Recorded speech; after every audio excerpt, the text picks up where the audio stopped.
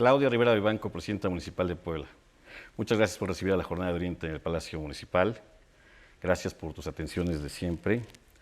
Y bueno, quisiéramos platicar contigo sobre lo que ya se viene, tu segundo informe de labores al frente del ayuntamiento, lo que has hecho, la evaluación que haces de tu administración, los planes que tienes a nivel administrativo y también a nivel político, que se habla mucho de eso, ya estamos prácticamente en la jauja de eso. ¿Cómo estás? Muy bien, Martín, muy contenta de compartir contigo, por supuesto con todo el auditorio, como parte de una obligación que siempre va a ser rendir cuenta a todos los que somos servidoras, servidores públicos, con mucha mayor razón a quienes somos electos popularmente, porque la ciudadanía nos dio ese mandato, y de manera personal, porque es mi convicción siempre mirar de frente, dar la cara, contar cómo ha sido los logros, también las complejidades que nos ha tocado enfrentar y las estrategias que hemos ido diseñando para dar los resultados que la ciudadanía apostó, que espera por nosotros, que muchos de ellos ya los está viendo, pero que todavía sabemos que podemos dar. Entonces, bienvenido y al contrario, siempre un honor estar compartiendo. Al contrario, Claudia, muchas gracias. Pues quisiera primero que nada que empezáramos preguntándote qué evaluación haces de tu segundo año de la administración, qué es lo que resaltas tú en estos 365 días, está a punto de cumplirse la próxima semana del segundo, digamos, del segundo periodo del trienio. ¿Cómo evalúas tú la gestión que has realizado al frente del Ayuntamiento de la capital? Sin duda nos ha tocado vivir una situación muy particular. La pandemia nadie se la esperaba en todo el mundo y esto es algo que en todos los gobiernos, ya sean locales, estatales o el federal, ha representado un reto muy, muy importante. Seguimos con la genuina convicción de la transformación profunda de nuestro país desde el gobierno municipal, desde la ciudad de Puebla, y esa convicción, esa consigna, esa encomienda que nos dio la gente no se ha perdido. Hemos logrado avanzar porque aún con la pandemia no se ha detenido ni un solo día los deberes, las obligaciones de la administración municipal. Hemos estado en la primera línea de batalla, de lado, a veces atrás, a veces antes del ejército de las batas blancas, porque nos toca también como gobiernos locales ser primeros respondientes en los servicios básicos, esenciales, la ciudad mantenerla limpia, segura, iluminada, el mantenimiento de todos los demás servicios básicos, y esas tareas no se han detenido. Antes de la pandemia, digamos como ya parte del segundo año de gobierno, nos enfocamos en muchas de las tareas que nos había encomendado la ciudadanía. Una de ellas era la seguridad, pero otra que era muy fundamental era el combate frontal a la corrupción. Las dos eran dos áreas fundamentales para alcanzar, para lograr estas estrategias, y sin duda alguna, comparados con nosotros mismos, con nuestros propios resultados del primer año, hoy podemos decir con mucha seguridad que han mejorado, que tenemos una policía de las más fuertes a nivel nacional. Todavía vamos por más, no estamos satisfechos porque si bien logramos bajar la incidencia delictiva, logramos dignificar a nuestras policías, mejorar sus salarios y tenemos a la policía mejor pagada, tenemos a la policía que reúne un porcentaje muy alto en sus controles de confianza, el 99.8%, estamos por arriba del primer lugar estatal o del estado que tiene el primer lugar en certificados de confianza o en controles de confianza de sus elementos de seguridad. Y eso era algo importante porque tenía que ver con que la ciudadanía volviera a recuperar la confianza en sus servidores, servidoras públicas, sobre todo los que estaban encargados de esa seguridad. La estrategia que ha aplicado el presidente de la República a nivel nacional es una estrategia de seguridad ciudadana y construcción de la paz que va en dos vertientes. Por un lado, limpiar las corporaciones, fortalecerlas, dignificarlas, hacer una estrategia de coordinación territorial que desde el 2 de diciembre de 2018 no se han dejado de realizar y que eso nos ha permitido hacer operativos, sobre todo en zonas donde históricamente se habían dejado de hacer. Identificamos que se dejaron de hacer por temor o por complicidad. Le entramos, no podíamos hacerlo solos. Yo tengo que agradecerle muy particularmente a la Guardia Nacional, a la Sedena, porque gracias a ese acompañamiento es que hemos logrado seguir con esos operativos en mercados, Mercado Unión, La Cuchilla, esta zona que le conocen, la 46 Poniente, y algunos otros puntos, Mercado Morelos, donde la propia ciudadanía ha reportado. Y la otra vertiente de la estrategia de seguridad tenía que ver con atender las causas, y en esa atención de las causas, que es donde hemos enfocado mucho de nuestros esfuerzos, porque al final es una estrategia para prevenir la incidencia delictiva, dar otras oportunidades a aquellos ciudadanos que se fueron por el mal camino y que podemos identificar la falla a tiempo y corregirla, o darles una segunda oportunidad para esta recomposición de nuestro tejido social. Esas causas, esa generación de oportunidades, además de todas las acciones que el gobierno federal ha o no ha dejado de hacer y que en el municipio de Puebla han sido de gran ayuda, los programas sociales de manera muy particular, el programa Sembrando Vida, donde nosotros estamos sumados para recuperar la vocación agrícola de nuestras zonas rurales en el municipio, pero que también nos ha permitido hacer una inversión muy importante en infraestructura, en obra pública, pero que van de manera transversal con bienestar, con una movilidad activa, con una estrategia de seguridad y al final de apropiación del espacio público por parte de los ciudadanos. Esta visión de la cultura de la paz se ve reflejada en una inversión histórica en obra pública que hemos realizado, sobre todo en juntas auxiliares. Más del 40% del presupuesto de infraestructura se ha destinado en las juntas auxiliares, y esto pues nos ha permitido seguir avanzando en la estrategia nacional, pero también ese impulso que desde lo local podemos ir tejiendo por el bien de Puebla y de México. ¿Qué retos quedan en este momento para el tercer año que está próximo a iniciar?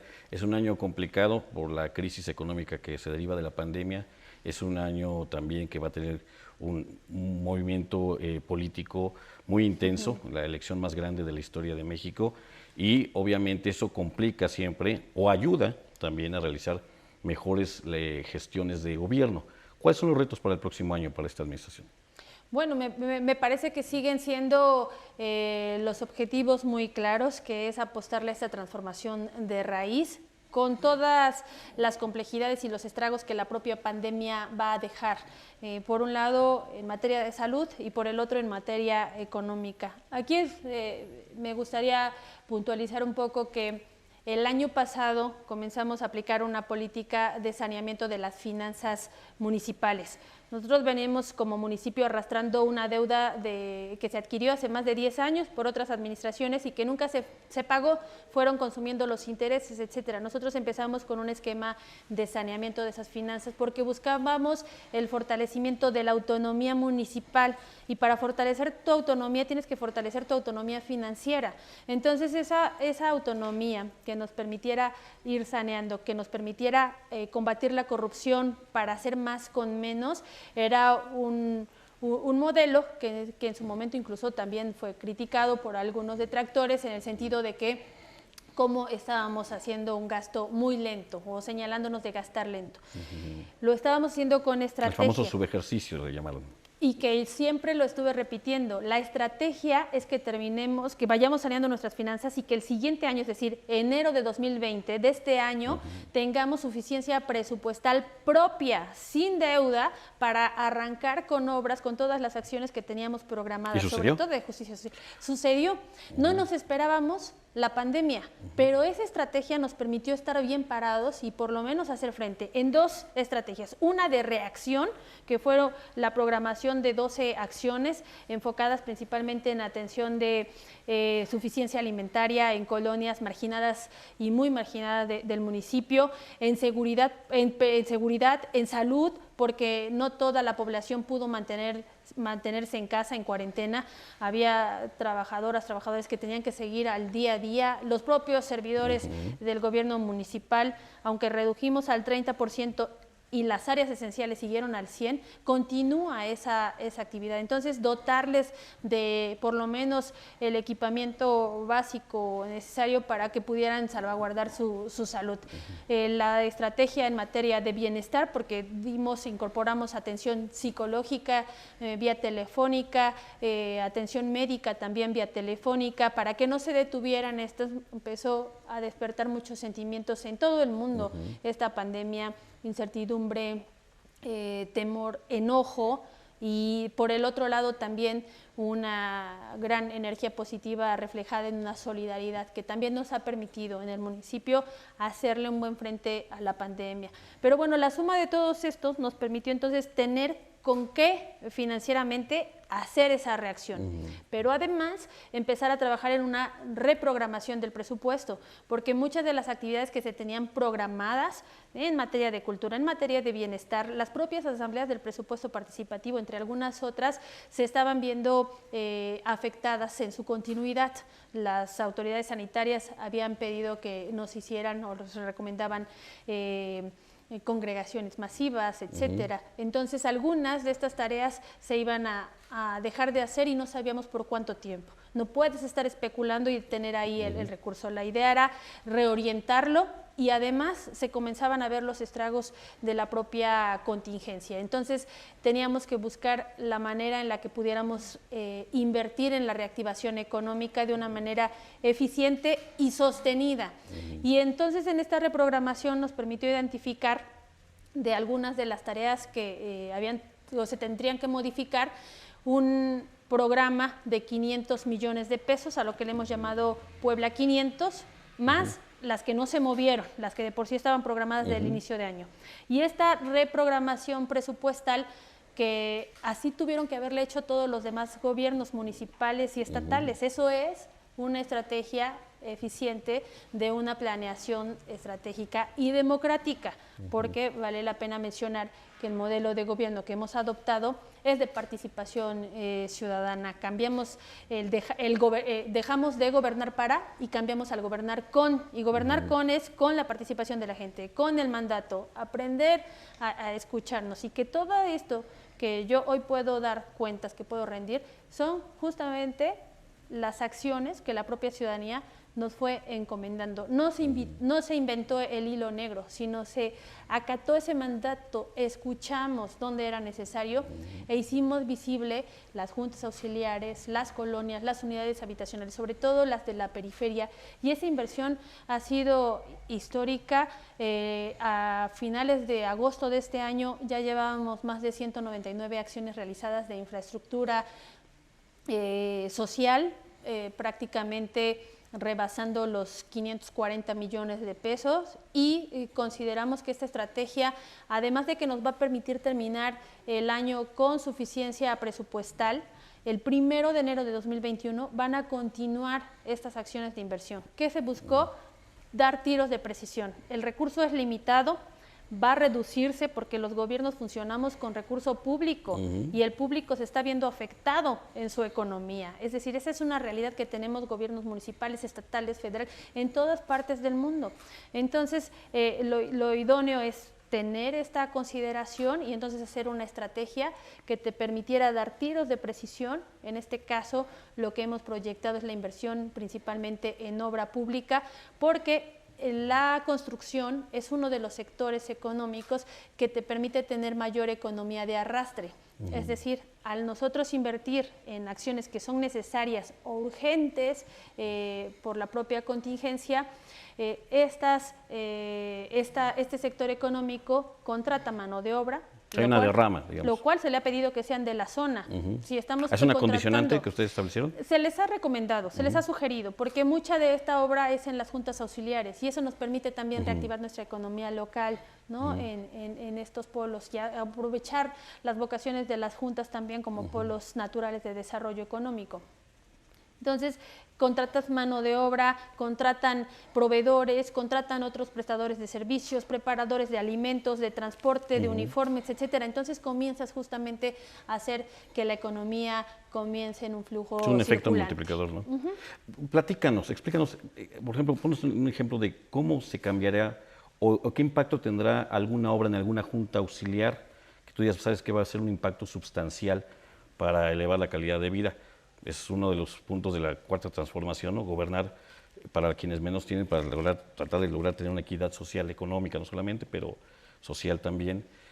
Platícanos de algún proyecto que tú digas, este proyecto sustancialmente va a mejorar la calidad de vida en esta Junta Auxiliar.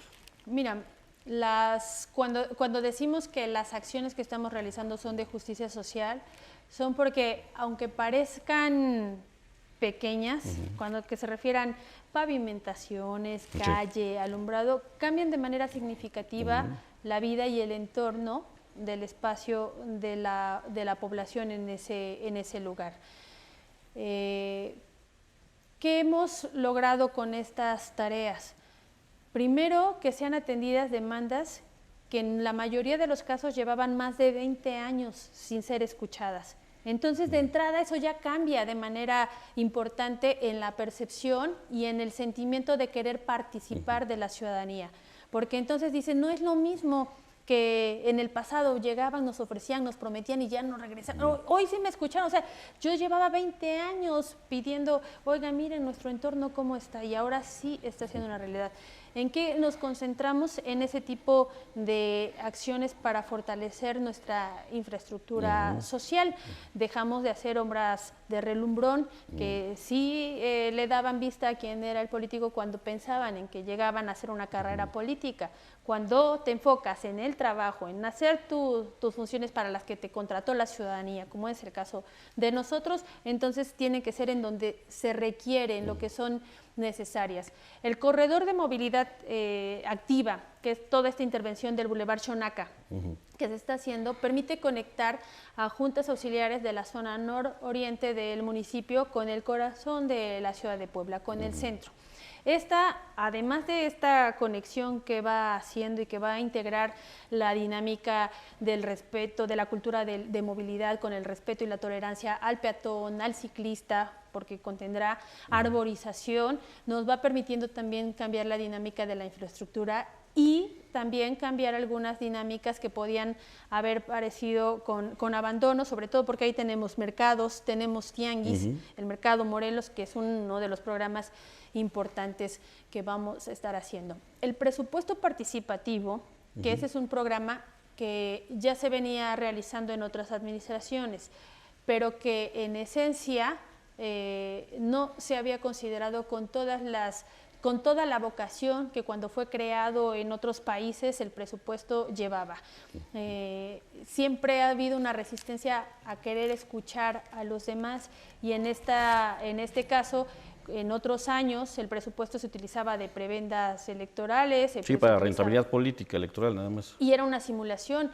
Nosotros decidimos hacer asambleas y ponernos de acuerdo. Eso te permite ver que así son las necesidades y así es el recurso. Pero si nos ponemos de acuerdo, entonces vamos atendiendo esta deuda y le vamos bajando, que es parte de la estrategia. Pero además aprendo a escuchar todas las necesidades de mis demás vecinos y entonces cambio esta parte de mi calle, mi luminaria, mi, al nuestra seguridad, nuestro parque, nuestro mercado, nuestras calles, nuestra junta auxiliar, nuestro barrio, Y este sentimiento va cambiando. Ese también es parte de la esencia de la cuarta transformación, el poner al centro a la persona. Y poner al centro a la persona es escucharla, es hacerla que sea parte de las acciones de gobierno, porque entonces ya no le pertenecen a quien gobierna, sino ya son del ciudadano, de la ciudadana, y entonces tienen posibilidad de dar una continuidad en los años venideros. Vale mencionar que además están alineadas todas las acciones a los objetivos del desarrollo. Buscamos y sí vemos posible que Puebla sea una ciudad sostenible, asequible, sustentable en un mediano plazo, antes de 2030, por supuesto, para alcanzar el cumplimiento de los 17 objetivos del desarrollo.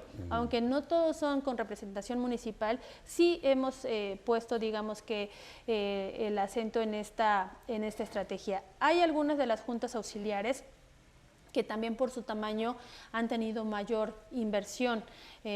Una de las tareas que nos hemos fijado es la inversión en materia educativa. Si bien como gobierno municipal somos auxiliares, queda la competencia educativa a nivel estatal federal, como autoridad auxiliar nos enfocamos o nos involucramos en la infraestructura y en acciones que permitan invertir en el desarrollo integral desde la infancia, considerar a los niños, a las niñas o a los adolescentes como el presente y no como el futuro. Como el futuro era la esperanza de a ver a quién le dejo encargados. Ustedes serán los ciudadanos del futuro. Y entonces Viejo discurso, ¿no? Lo que no seamos capaces de resolver la generación se les queda a presente, ustedes. hay que lo hagan ellos, ¿no? Cambiar eso era un reto y entonces pusimos ahora a la infancia y a la adolescencia como el presente, en el ejercicio de derechos, en el ejercicio de sus libertades y que de la mano va con la asimilación de las responsabilidades que tenemos todas y todos como ciudadanos, es decir, sentirnos realmente parte de una familia. Y esta tarea nos llevó entonces a que la inversión en materia de infraestructura y de bienestar, en materia educativa, ¿no? Ahí entra DIF, bienestar, infraestructura, como las principales dependencias, nos llevarán a hacer más aulas, más bardas perimetrales. 40% del presupuesto a juntas auxiliares. 40% del presupuesto en juntas auxiliares, vamos por más. Hay programas nuevos que se diseñaron por parte de la Secretaría de Gobernación, el Más Mercados y Más Juntas Auxiliares, que es un programa que estará ejecutando esa secretaría y que también es mediante una dinámica participativa y que, bueno, te permite hacer visible estas necesidades, toda la diversidad que somos como sociedad poblana y que nadie se quede desatendido. Has hablado de algunos de los aspectos que este gobierno tiene como identidad como parte de la llamada cuarta transformación pública del país, la participación democrática en la planeación, el gobierno eficiente y austero, el trabajar por los menos privilegiados por principio de cuentas, y está también como uno de los principios de la 4T el combate a la corrupción. En meses recientes hubo el cambio en la Secretaría de Desarrollo Urbano, bueno, es bastante conocido, lo hemos tratado prácticamente en la opinión pública todos. ¿Qué otras acciones hay en combate a la corrupción dentro de esta administración? Y te lo quiero preguntar porque desde otras esferas, desde otros ámbitos gubernamentales, incluyendo incluso el partido, se habla de que no se ha investigado a las anteriores administraciones, a las administraciones que fueron del PAN, cuando en otros gobiernos, el gobierno estatal, en gobiernos municipales, sacan trapos, todos los días hay un trapo nuevo, viejo, apestoso, de corrupción, y parece que en esta administración no hubieran encontrado nada malo en las anteriores administraciones. Me refiero que a la tuya parece que ha sido frontal en lo que te correspondió, pero ¿qué pasó o qué ha pasado con lo que sucedió antes? Mira un poco la política que el propio presidente de la República ha aplicado, ¿no? Cuando decimos que ya cambiaron las formas de hacer gobierno, es que no vamos por la persecución, no se denuncia a la persona, sino las prácticas. Y en el combate a la corrupción así tiene que ser, porque cuando confías en las instituciones, tú tienes que dar los elementos para que se investigue. Si el sistema de justicia le apuesta a la presunción de inocencia, da los elementos. Y si es culpable, no se escatima en ese. Lo que buscamos es que cuando combatimos la corrupción, tampoco se permita la impunidad. Y eso es algo que en esta administración municipal nos hemos enfocado. Ante estas críticas o diferentes puntos de vista, el decir que la estrategia sí es diferente, porque a diferencia de otros años, de otras administraciones o de otros actores políticos, hacen el show mediático, hacen quizás el linchamiento político, pero ya no se hace justicia, es decir, queda impune. Históricamente removían al titular. O sea, ladrón, pero se fue. Y se fue, ¿no? Y sigue, y ahí están. Eso es lo que ocurría en el pasado y eso sigue ocurriendo por parte de algunos actores políticos en algunas otras dependencias, instituciones, digamos, o ámbitos de gobierno. Nosotros nos hemos enfocado en hacer los cambios de raíz. Anteriormente movían a un titular y ya no pasaba nada, carpetazo, ¿no? Hoy tomé una decisión no solamente de cambiar a titular, sino a direcciones, a personal que hacia el interior de la dependencia había identificado por parte de algunas denuncias ciudadanas a cerca de 30 personas que venían de administraciones pasadas, la mayoría de ellos, vale decirlo, esa ha sido también otra de las críticas, pero es muy claro, le apostamos a no estigmatizar, a no estereotipar, a que confías en las personas que pueden ser buenos o buenas servidoras públicos, porque la ley nos vigila, estamos obligados a rendir cuenta en todo momento, porque se nos paga con el dinero del pueblo. Y en este sentido, confiar en que puede ser un buen profesionista o una buena profesionista. No se pregunta para incorporar a alguien a la administración si preferencia religiosa, preferencia sexual, preferencia política, se confía en la capacidad. Desafortunadamente, algunos traicionan esa confianza y no traicionan a Claudia, traicionan a la ciudadanía, que es a quien nos debemos en el servicio público. Y eso sí es algo que duele, que indigna, por supuesto, pero que también, por otro lado, te motiva a no soltar esta batuta de combate frontal a la corrupción. Instruí una auditoría profunda en toda la dependencia. Esto nunca había ocurrido en otras administraciones ni en otros ámbitos de gobierno. Es la primera vez que se está realizando y se está auditando esta administración y las administraciones pasadas, de tal suerte que se permita realmente hacer justicia, ¿no? Aquí vale la pena también algo de resaltar y que yo estoy muy agradecida, la confianza que me tuvo la ciudadanía. Porque si no me hubieran tenido confianza en que estoy combatiendo la corrupción, no me hubieran presentado todas esas denuncias, no me hubieran dado, porque como ciudadano dices, ¿para qué invierto mi tiempo? ¿Para qué denuncio si de por sí no pasa nada? Si de por sí no se va a hacer justicia. Pero no fue así. La verdad, la realidad es que me tuvieron confianza, me integraron información, denunciaron incluso a algunos empresarios que estaban relacionados con esta práctica, porque al final para que exista corrupción se requiere de dos, de quien pidió y de quien dio.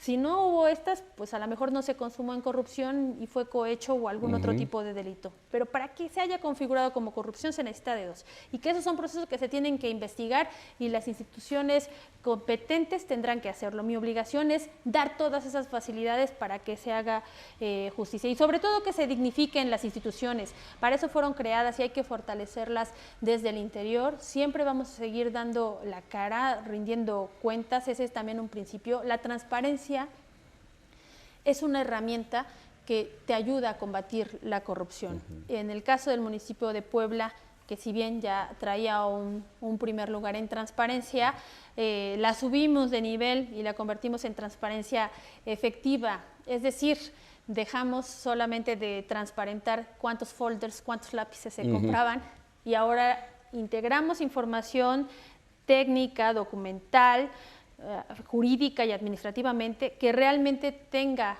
calidad en toda la información y que sirva realmente como esta rendición de cuentas y combate a la corrupción.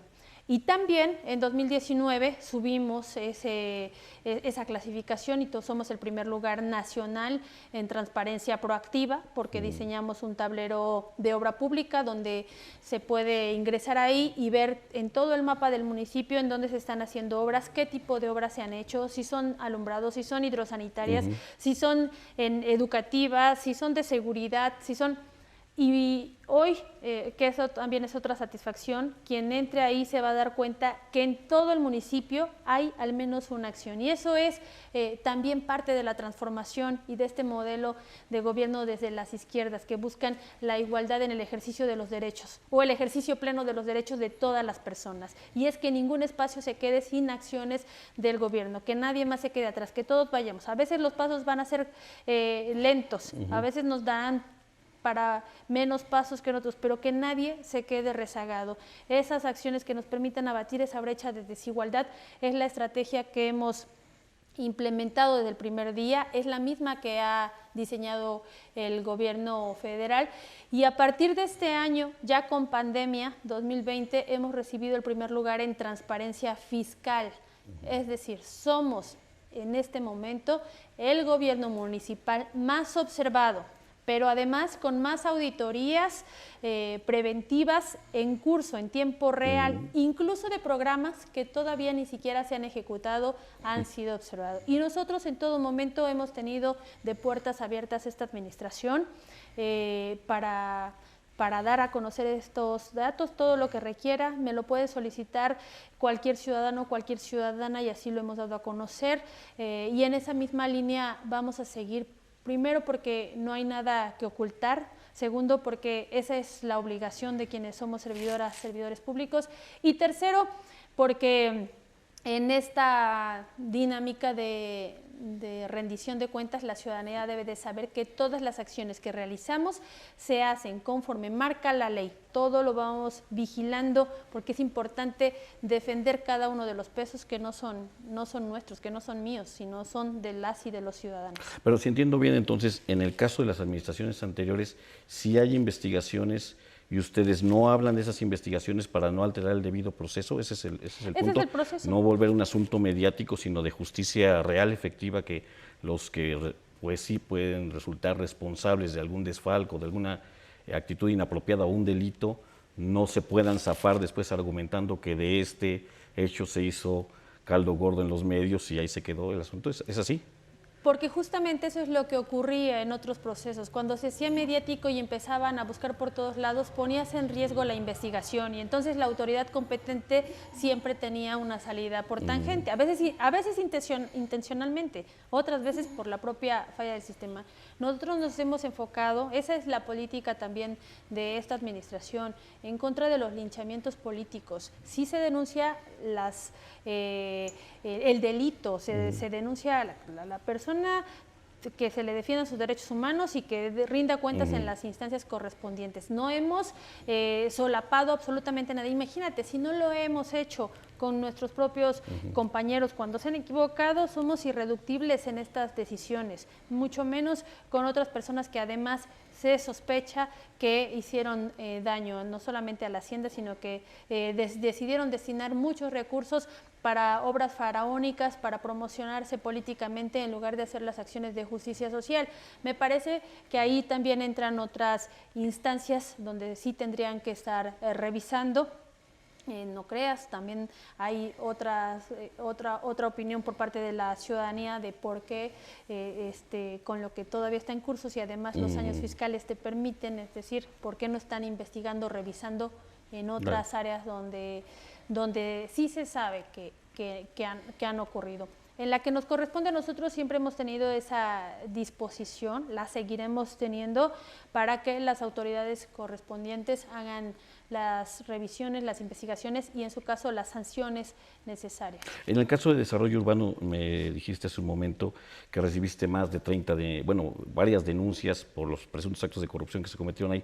¿Harías tú un llamado a estos actores políticos o ciudadanos que tienen conocimiento de actos ilícitos, de corrupción o simplemente de malas conductas que sucedieron en las administraciones de Gali y de Bank para que pongan esas denuncias ante tu administración? Sí, por supuesto. De hecho, activamos un canal para que se pudieran recibir las denuncias, una cuenta de correo electrónica. ¿Han recibido denuncias? Sí, derivado, y por eso decía yo, primero lo agradecía porque el acompañamiento, uno era lo que nosotros mismos habíamos identificado, recibido, y otro el acompañamiento de la ciudadanía con estas denuncias ya en lo formal. Hemos seguido recibiéndolas, pero además ya esta se va a quedar como una herramienta que sirva para que la ciudadanía pueda apoyarnos con estas denuncias. Y como la auditoría va en la revisión de esta y de las administraciones atrás, entonces por supuesto que sí, está abierto. De hecho, así lo hemos señalado, así hemos invitado al auditorio, a la ciudadanía, a que nos apoye con esas denuncias si tienen prueba de ello. Pero además, en el servicio público, ya sea la auditoría, ya sea el Congreso, ya sea el propio Estado, puede solicitarnos información de investigaciones que ellos mismos estén llevando con función o en función de otras administraciones. Ahí vale mencionar que en otros años la inversión que se hacía del Estado en el municipio de Puebla, o la relación que tenían el municipio y gobierno estatal, era en otra dinámica. Muchas de las bolsas eran en conjunto en cuanto a la inversión, sobre todo en obra o en estas obras faraónicas.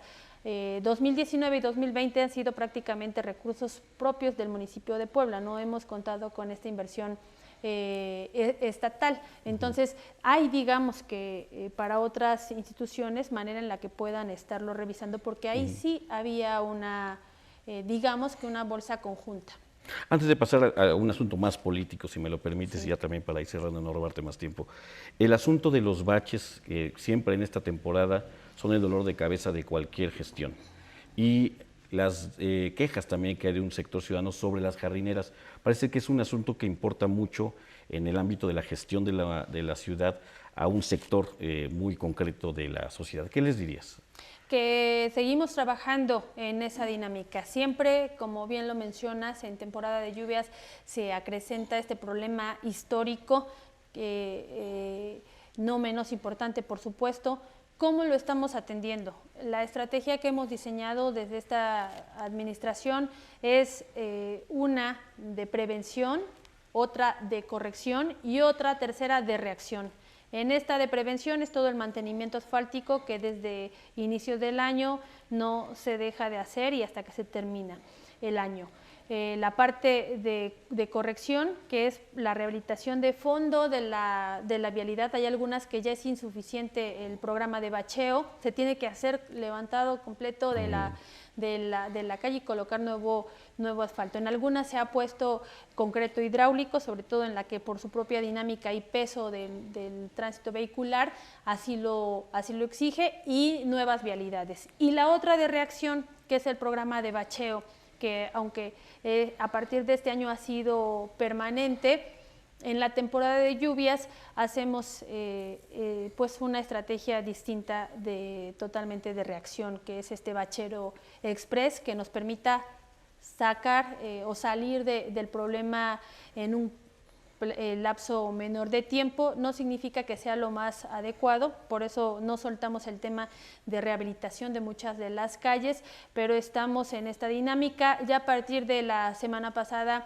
se intensificó este programa, es decir, lo teníamos considerado así, conforme van aumentando las temporadas de lluvia y el desgaste natural de las mismas vialidades, es que entra este programa emergente. Entonces en próximos días estarán viendo que están siendo atendidas todas estas solicitudes. Tenemos el número del 072 para recibir también los reportes. Eso nos ayuda muchísimo porque nos permite tener ya geolocalizados dónde están y hacer una estrategia en conjunta, porque a veces vamos solo por un reporte si es que no estaban considerados algunos otros recorridos de la calle. Hoy queremos que de una vez aprovechar con todos estos caminos. Sí es un reto, porque nunca hay presupuesto o recurso que alcance.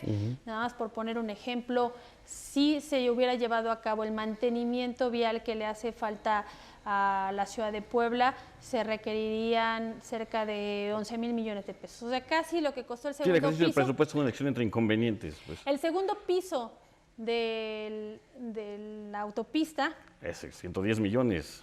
Casi. ¿no? La parte del segundo piso. Ah, no, de 10,000 millones. 110 millones era la ciclopista que tiraron a la basura, los morenovallistas. Esa fue la basura, pero ese segundo piso que fueron... 10,000 millones. 10,000 millones, o sea, casi dos veces el presupuesto del municipio de Puebla.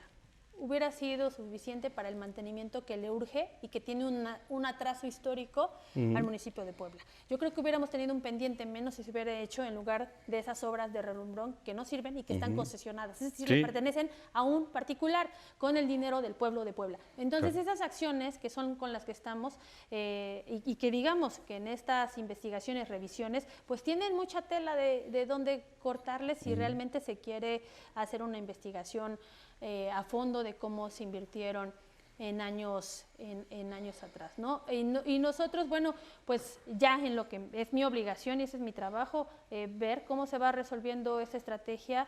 Ha sido un proceso un poco más lento y no es pretexto, por supuesto. La propia pandemia nos hizo que redujéramos nuestra fuerza laboral y en temporada de lluvia pues también la hierba empieza a crecer, y en nuestro personal es un poco menor nuestro recurso es menor, Claro. pero estamos con esta estrategia haciendo frente. ¿Qué le puedo garantizar a la ciudadanía?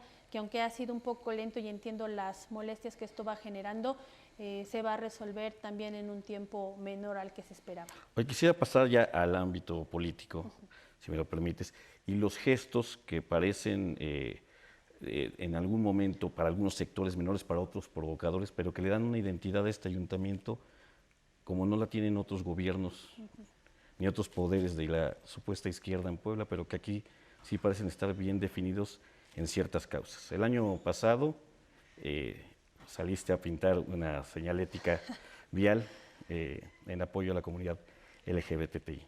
Y hace apenas una semana se colgó aquí en la fachada del ayuntamiento una lona, pues digamos, manifestando un apoyo a la legalización de la interrupción legal del embarazo.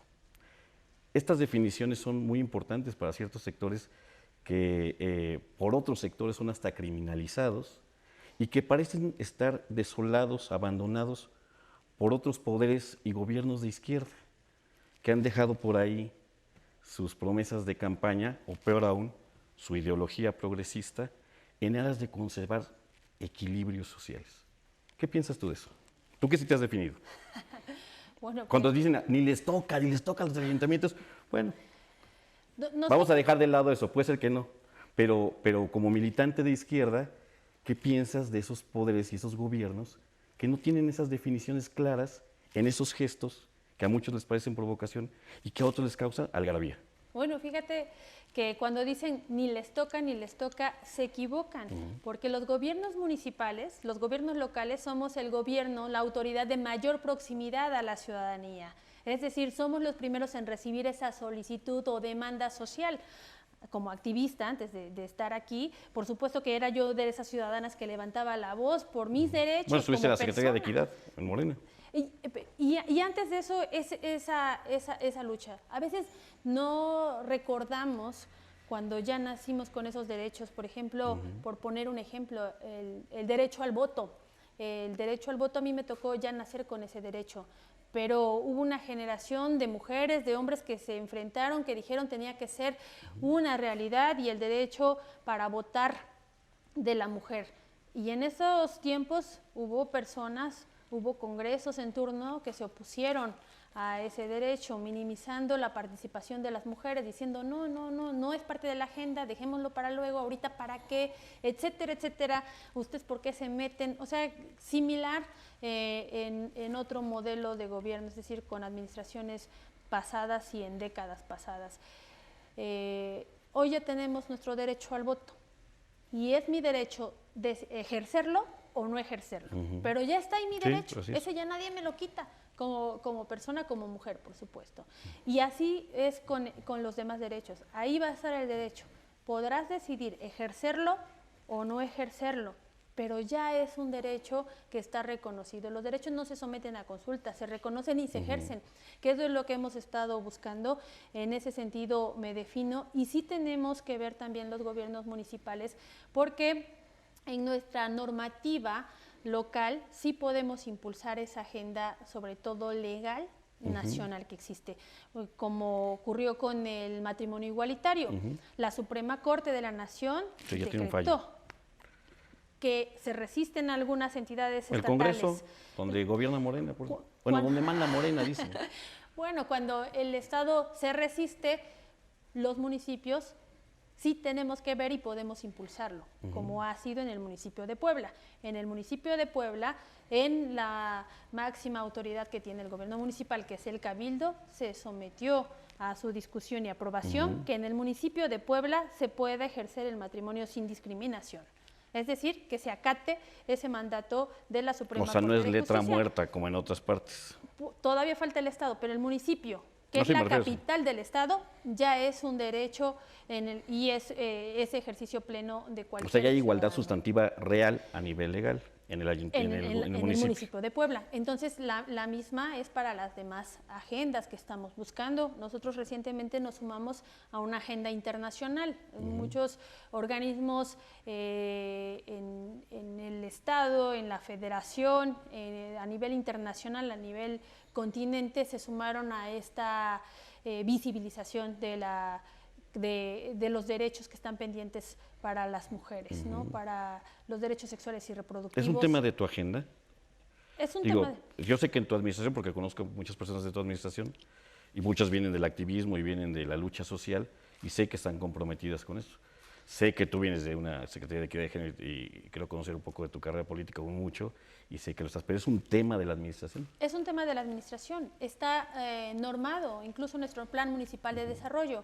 ¿Te gustaría que eso se reflejara en estos gobiernos de Morena? Por supuesto. ¿En un Congreso dominado por Morena? Por supuesto que sí. ¿Los llamarías a que ya lo hicieran? Los llamo. Lo prometieron por favor, en campaña. Los llamo, porque esa es la convicción. Y como ese otros temas, el derecho humano al agua, el servicio, esa es otra agenda, que es desprivatizar el agua. Y muchas veces, por eso digo, minimizan la fuerza o la capacidad que pueden tener los gobiernos locales. Eso es también las izquierdas, el dar esa fuerza, hacer esos desarrollos desde abajo, desde lo local. Y entonces dar cuando hablamos de la defensa o del fortalecimiento de la autonomía, es en todos los sentidos, la autonomía jurídica, la autonomía fiscal, la autonomía, porque no puede ser una carga el municipio, es parte al final de toda la estructura gubernamental y social en la aplicación de las políticas públicas. Eso es algo inamovible, bueno, así tendría que ser reconocido. Entonces, en el caso de los derechos sexuales y reproductivos, de la igualdad sustantiva de género, es parte de la agenda legal y de la política pública del gobierno municipal en Puebla. Está en nuestro Plan Municipal de Desarrollo, es de hecho un eje transversal. Tenemos 5 ejes rectores: personas, planetas, paz, prosperidad y alianza, y 3 ejes transversales: igualdad sustantiva de género, infancia y adolescencia y combate a la corrupción. Estos son inamovibles en todas las dependencias y en todo el ejercicio. Hay que irle empujando, no ha sido fácil, pero bueno, ya a generaciones de mujeres antes de nosotras les tocó dar una batalla y probablemente, muy, muy segura de que fueron en circunstancias todavía más complejas. Nosotros, en congruencia, tenemos que ser agradecidas y dar la lucha por los que nos faltan. Entonces, continúo con esa agenda, no les haría el llamado, les hago el llamado a trabajar de manera conjunta. Me comprometo a hacer las mesas de trabajo que les he ofrecido que realicemos para revisar la agenda legislativa para el municipio de Puebla, y también para que conozcan todas las acciones que en el gobierno municipal se están realizando y que nos están colocando en buenas posiciones a nivel nacional y a nivel internacional, sobre todo en agendas en materia de derechos. 2 preguntas finales, si me lo permites. La convulsión natural de Morena, yo la llamo natural porque hay hasta un chiste sobre las personas de izquierda. Dicen que si nos ponen a una persona de izquierda en un solo salón, nos dividimos. Entonces... Qué mal chiste, ¿eh? Pues no sé si sea verdad o no. Creo que somos personas que tienden más a discutir, ¿no? Que somos más abiertas a la crítica y no a la uniformidad, y eso es sano. Y eso es justo lo que te quiero preguntar. ¿Cómo ves tú esto que acusamos desde medios de comunicación y desde la militancia, la falta de institucionalidad de Morena? Ahora mismo se está dirimiendo quién va a ser el dirigente nacional, vienen las elecciones.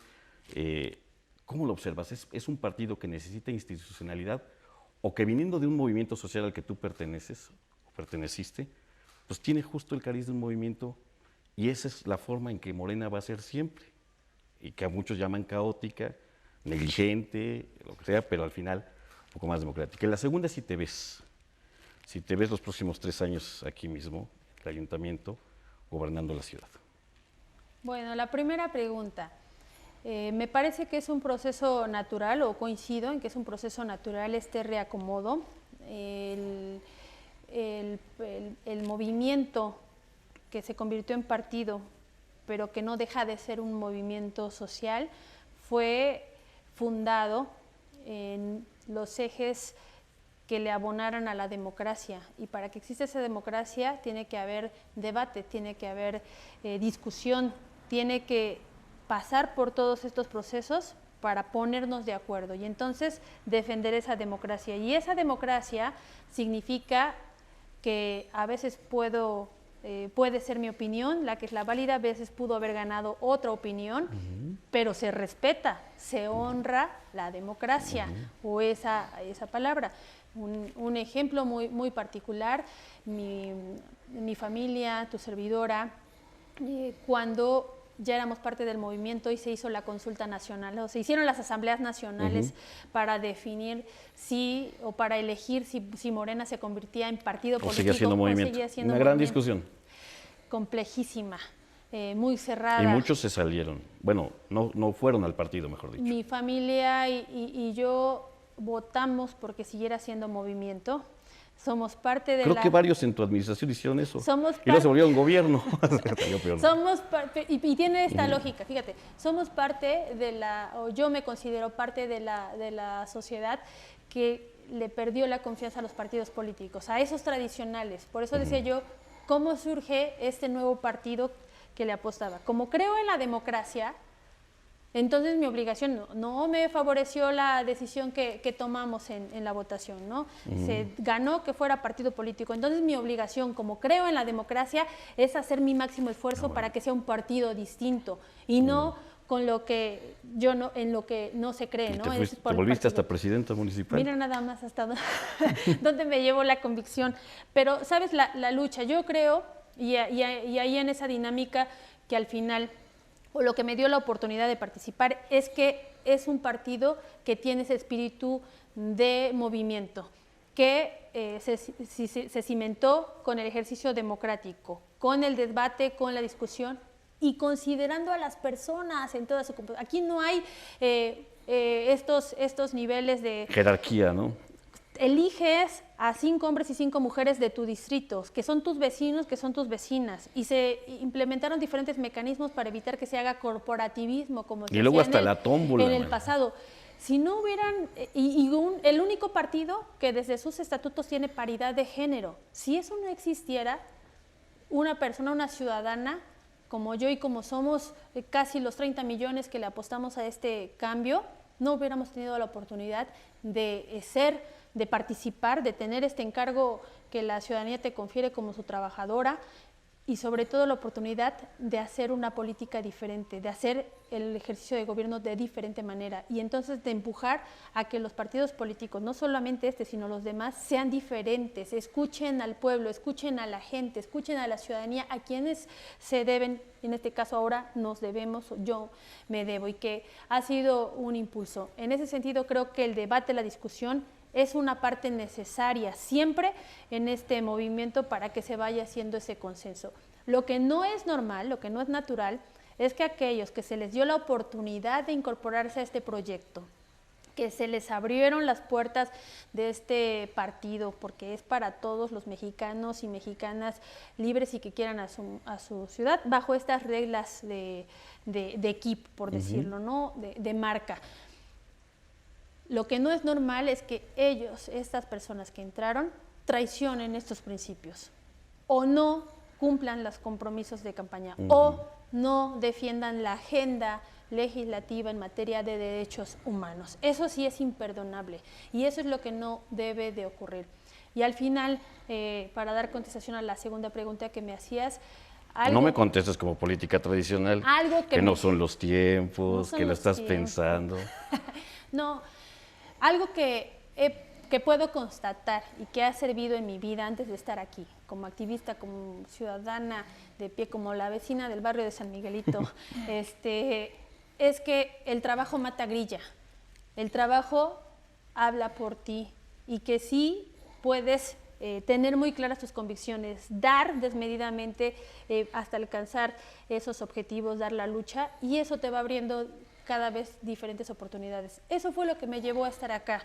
El que me haya tenido confianza mis compañeros y mis compañeras militantes es porque me veían ahí en las calles como ellas y como ellos, porque no somos, yo ahora estoy acá como presidenta, pero nos seguimos viendo a los ojos y como iguales, y eso para mí tiene un gran valor. Pero tu carrera política sí va a continuar. La carrera política ya la traía yo desde antes, desde el activismo, porque el activismo sigue siendo este proceso político. O sea, ¿Cómo me veo? más concretamente, ¿Voy a seguir siendo útil para mi ciudad? Sí, por supuesto. ¿En el mismo puesto? Tengo un derecho como todos los demás alcaldes recientes, sí, es un derecho ganado.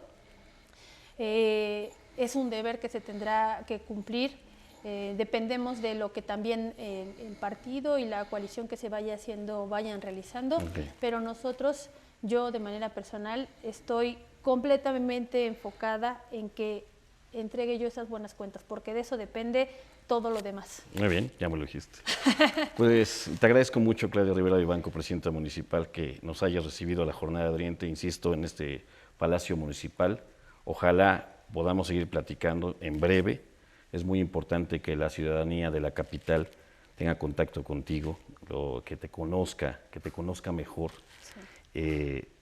Hay una parte de la izquierda que es muy dura, que quisiera casi todo perfecto. Otros comprenden que también son inicios con gente nueva que está aprendiendo. Y ojalá la curva de aprendizaje dé para bien, por el bien de los ciudadanos que vivimos aquí y también porque se tiene que ejemplificar.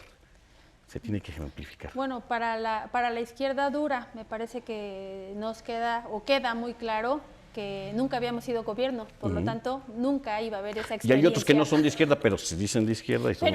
Y nunca iba a haber experiencia. Experiencia tienen los que ya hubieran estado en ese espacio y le apostamos a cambiar. Y eso era importante. Es diferente. Y ahí hay que poner mucha atención, porque a veces en las comparaciones corremos el riesgo de querer compararnos contra lo que luchamos. Como si lo de anterior hubiera estado mejor. Hubiera estado bien. Entonces, eso es muy importante. Este es el primer prototipo. A partir de aquí es un nuevo modelo en las evaluaciones, porque son los primeros gobiernos, desde el gobierno federal que encabeza el presidente de la República, Andrés Manuel López Obrador, y también desde muchos gobiernos municipales, somos los primeros que un eje central de toda la administración es el combate a la corrupción. Entonces no nos pueden comparar con nadie más porque no existían estos indicadores para medirnos, para evaluarlos y para estar rindiendo cuentas. El presidente lo hace todos los días en las mañaneras y nosotros, bueno, pues buscamos diferentes mecanismos para que siempre esté la ciudadanía ahí cercana, para que siempre sea ese un termómetro que nos permita reconocernos en ese mismo nivel y que el objetivo se va alcanzando, que la meta y el camino sigue siendo el mismo, muy genuina en esta lucha por la cuarta transformación y hacia allá vamos. Muchas gracias, presidenta. Muchas Te agradezco gracias, mucho. Muchas gracias.